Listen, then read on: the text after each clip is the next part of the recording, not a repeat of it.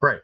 So today's topic is transfers, focused on solar. If we have time at the end, I'll say if there's questions, I can kind of hop into E-term slash C-term and share on my screen. But mostly my plan is to stay in solar for this one. So here's the topics we're going to cover from the basics. How to just bring up a transfer in Eclipse, kind of the different um, places they appear, history ledger, future ledger, schedule. We'll kind of break down what's on different screens in a transfer. Then we'll get into addressing issues. For example, you're the receiving branch and you didn't get what you were expecting from the shipping branch. Talk about that. Talk about the transfer register queue and the transfer register report. Similar but different. Okay. First, just the very basics. So again, a lot of the time you're probably just working with as far as if you're the receiving branch, you're working with a transfer on the gun mostly. But let's look at a couple of ways to bring up a transfer, assuming I'm not just drilling into it from a job queue or from the history ledger or something like that. So if I was in the warehouse and maybe I'm working on the gun, but now I need to go over to solar to research more on a transfer, I've got a couple ways I can bring that up. I could just go into quick sales order entry, scan the barcode from the shipper ticket if I had it. I can certainly hand key a transfer order number and bring it up that way. One widget you might want to have, not necessary, just kind of has a little bit more features, is transfer order entry. So if you go from a transfer, you can add it by going to user tools at the top. Let me go back into that transfer for a moment. So, pretty much any screen in Eclipse, once you're in there, you can click the user tools menu, add widget shortcut. So again, optional, but if you want a shortcut for transfer order entry, I'll show you a couple things it can do quickly. So if you go into that, one, I could just type the transfer in or scan it, and that would take me into it. But I can also do a quick search. Say I work in Broomall, I can go from all to Broomall. This will show me all of my incoming transfers that are shipped but not received, or are just open, meaning they haven't even shipped. So just a quick way, to get in and see kind of what's coming. I could also run it, from my branch outbound to all. Also, like quick sales order entry, if you click this little symbol over on the right, it'll bring up like the last 100 transfers you've been in. Quick sales order entry, when you do that, is only going to bring up sales orders. Transfer order entry is just bringing up transfers. So if I'm really spending some time, I'm in and out of a lot of transfers, then this widget can kind of save me from having to keep going back in and typing them. Again, totally optional. Check it out. Okay. I keep closing my transfer.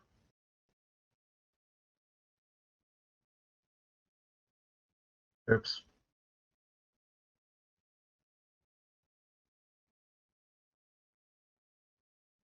The one I want to show you ends in 615. Okay, here it is. Okay, so when I go into a transfer, it's asking me, do I want to look at the receiving or the shipping? I'm going to choose receiving here.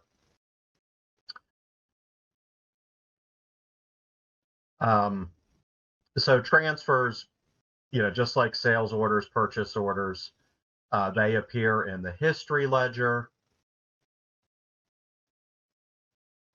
Notice when I go into history ledger or future ledger from a transfer, be careful which branch you're looking at because this transfers between Downingtown and Broomall. Do I want to look at the history of the product for Downingtown or do I want to look at it for Broomall? But as expected, again, just like POs and sales orders, it's recording transfers in the history ledger and same thing for the future ledger. It's also showing you if the transfer is tagged to a sales order. So in this example, this product is or was tagged coming from Downingtown into Broomall so that it can go out to JM Oliver. So that's kind of its mini history there. Also on when you're looking in solar, it'll say item has been procured. That's another indicator that it's a tag. And from here, I could click schedule,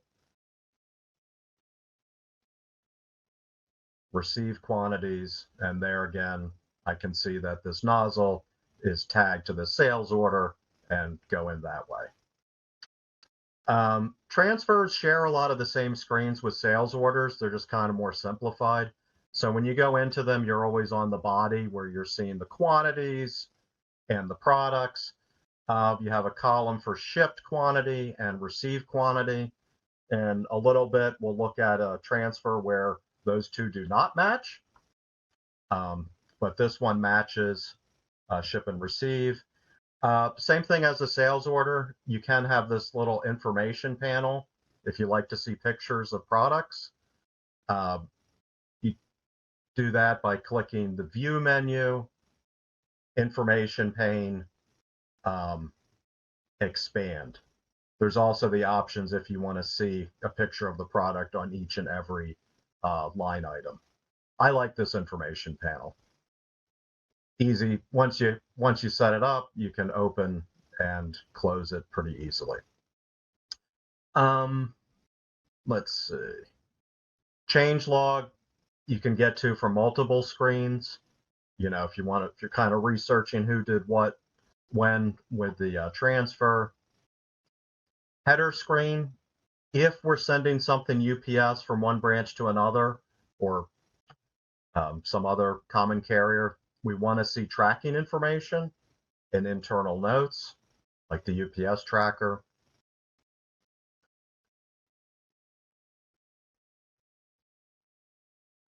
Status screen, you get one line for the shipping branch, in this example Downingtown, and one for the receiving branch. So this transfer shows that it is shipped from Downingtown and it's also received from Broomall.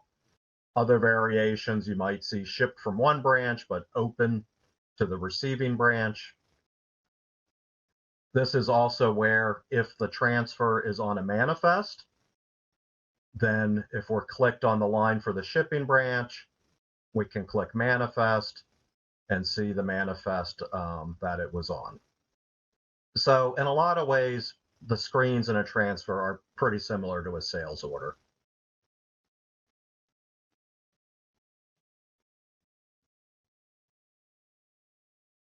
Trying to keep it to about 15 minutes. So as I said earlier, if we have time at the end, if people want, I can kind of simulate having an RF gun. But in a moment, I'm going to show a disputed transfer. And I'm just going to take it from the point where we've already received it in and, we have a quantity difference. So just a couple of statements first. Unlike receiving a corp order, with a transfer, you just want to receive what you physically got. So in that way, we can have quantity discrepancies. You show that you were shipped 5 of something, but you really only found 4 of something. You just want to receive the 4 that you physically got.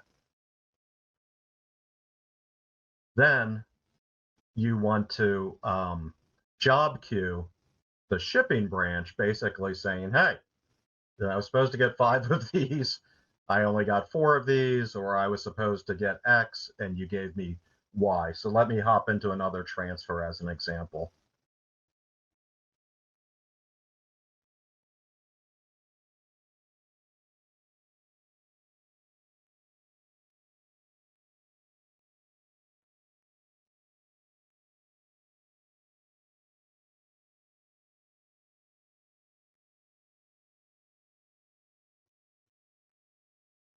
This one actually, they already zeroed it out, but it did show that they shipped one, and then Springfield said, "No, I'll show you the comments."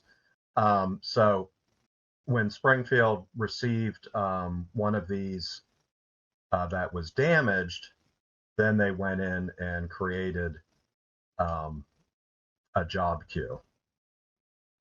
Second, which I think.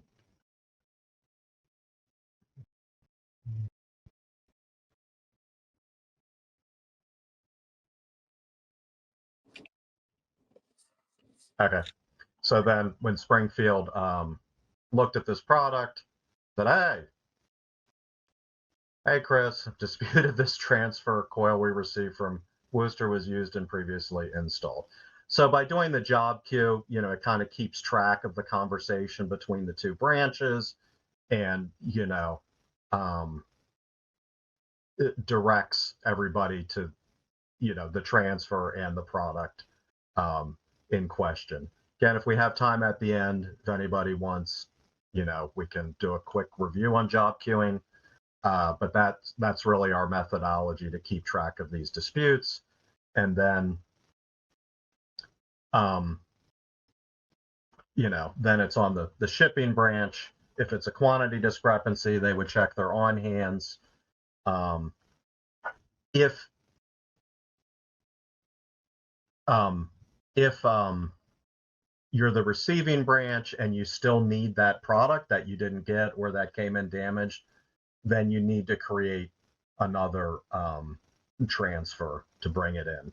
Transfers really are designed to be very simple.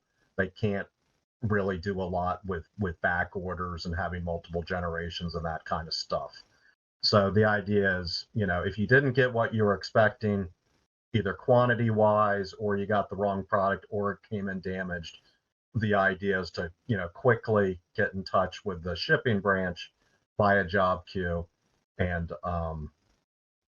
and and work it out. Receiving branch should only adjust the received quantities. Shipping branch should only adjust the shipped quantities. Hey, Matt. Yes. Andrew. Just a quick comment on that stuff.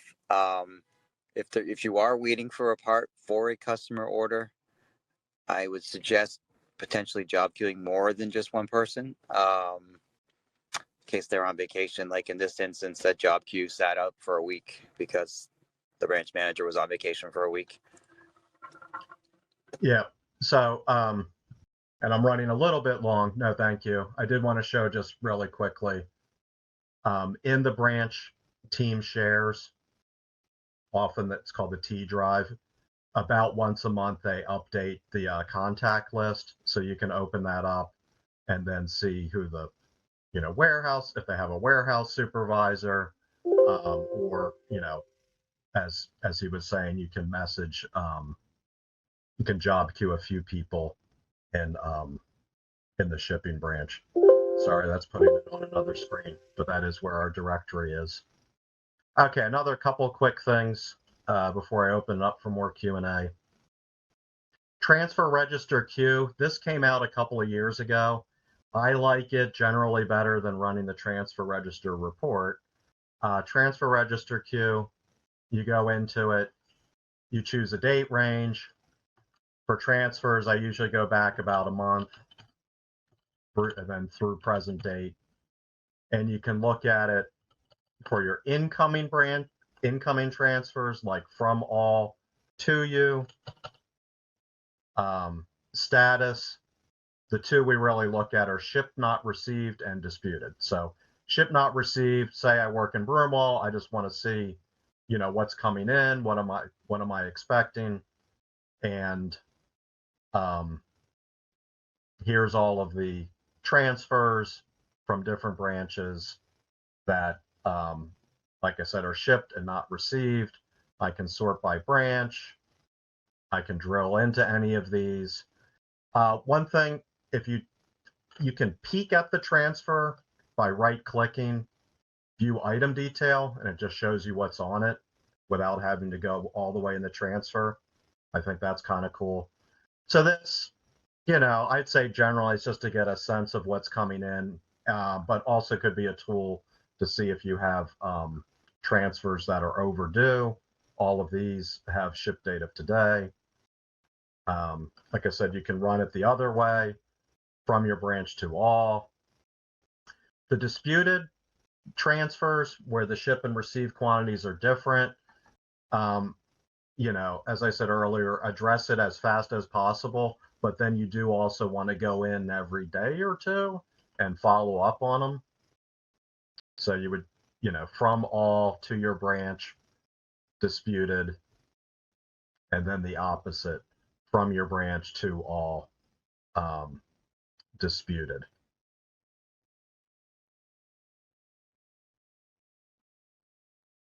Yeah, I know I'm running a little bit long. Then finally, the transfer register report. I think there's still it's still useful because it gives you line by line detail. So same thing as the queue, you decide, date range, the to branch, the from branch, and then the same choices. So we'll go, whatever, to Bangor, from all, do ship not received, disputed. So what that looks like, this is another one. This is from all the Massachusetts branches to all the Massachusetts branches.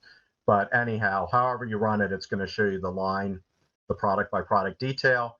I also like it shows you if transfers are tagged to sales orders.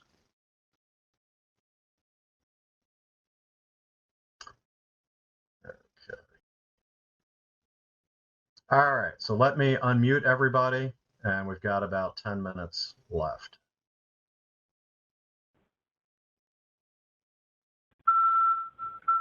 Oh.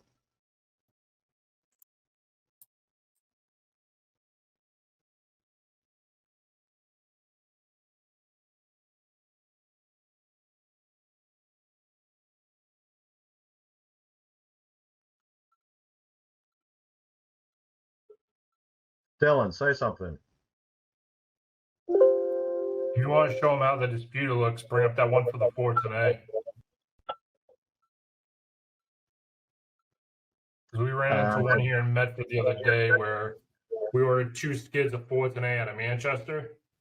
And because we don't have a hazmat drivers for the drivers in our 2 locations, they can only ship 40. So it's coming up in the disputed, even though we both are aware, hey, we got it.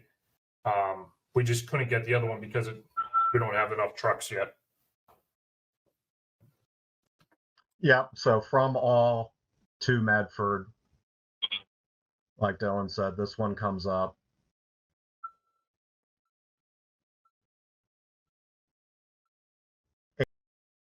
But they could only get, to meet the, what'd you say, to meet the hazmat shipping requirements, they could only put 40 unless you're on there. To have a So transport refrigerant, if you're under 1,000 pounds, you do not have to have your truck placarded. Anything over 1,000 pounds, you have to be a DOT rated truck and be placarded. But Rich can probably just tell you more about that than I can. So this one, Dylan and I actually talked about, and because he's going to get the other 40 and everything's, kind of known about this situation, he'll get the other 40 and then, kick up the received quantity to 80. But generally speaking, if you're short shipped, you didn't get everything you were supposed to, work it out with a shipping branch. Generally speaking, the shipping branch would reduce the quantity shipped and then another transfer would need to be created. That's the company policy. This one we know is okay, but would that make sense to actually permanently do and reach out to Kevin and say, hey, Kevin, change the ship quantity, just have purchasing add another transfer? Because I know purchasing kind of frowns upon us doing manual transfers, and this is a way we can work around getting purchasing involved and having us do the transfers ourselves. I'll pick on the area manager on the call. Dan, what do you think?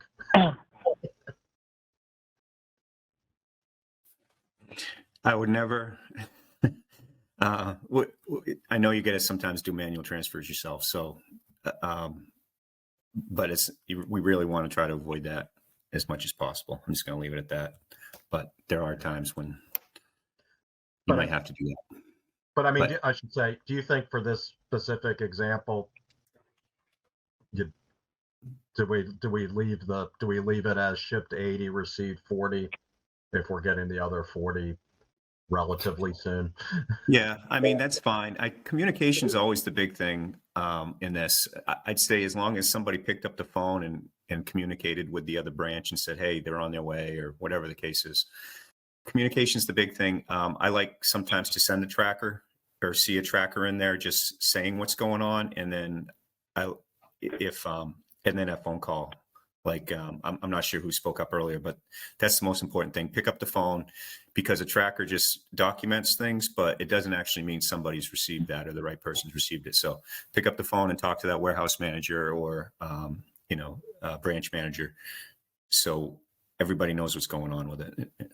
I second that, Dan. Andrew, I had that your name conversation didn't this come morning up. with a few branch managers. Yeah.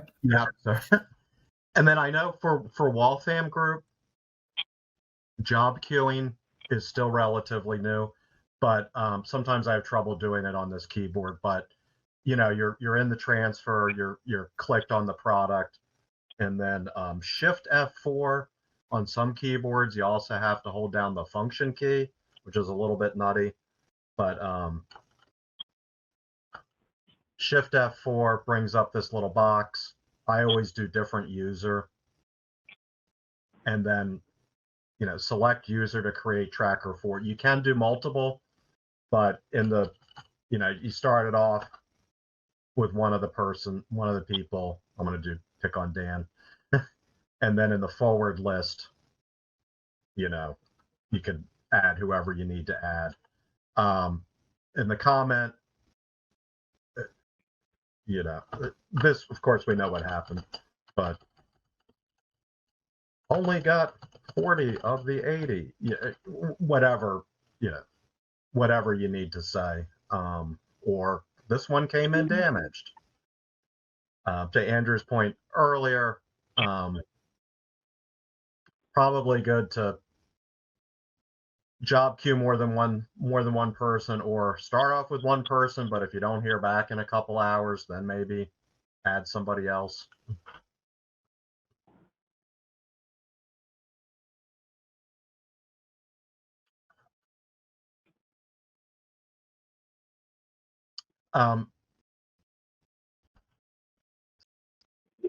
Like I said at the beginning of the call, I wasn't gonna hop into eTerm. It's a little bit awkward to share the screen, but hopefully is everybody good with when you're receiving the product on the gun, and you learn you don't have it. Normal process is you would first do split. I only got 2 out of the 4 or whatever, and then when you go to your unverified, then you'd say, I never found those other 2 I was supposed to get, and then you back order just like you would on a non-corp PO. If anybody's not good with that process, you could reach out to me after the call. But when you back order something on the gun, then it reflects that in Solar.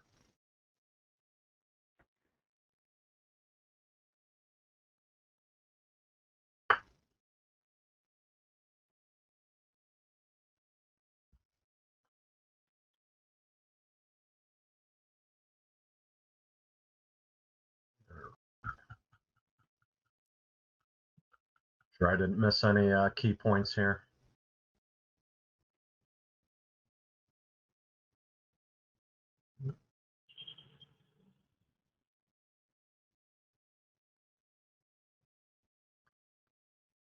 So that's mostly it. Just the disputed transfers. It's just something we want to keep after because I know, especially as we start getting busier for the summer, um, after you send that first job queue, it's easy to forget about it. But you really do want to go in, say at least a couple of times a week, and look at your disputed transfers, both the ones coming into you and the ones from your branch to all. Yeah, just a reminder, every time there is a disputed or there's a customer on the other line that's waiting for that product, on the other end of that transfer. So we just got to make sure they're expecting that product, within a day or two. So check it often. And if there is a problem, then just once again, communicate with your warehouse people, your branch managers, and the salesperson that is sometimes tagged to that product, so the salesperson can reach out to the customer and let them know that there's a delay in their product coming in.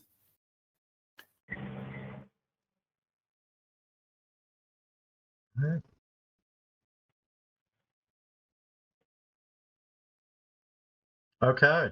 Anybody else have anything for the group?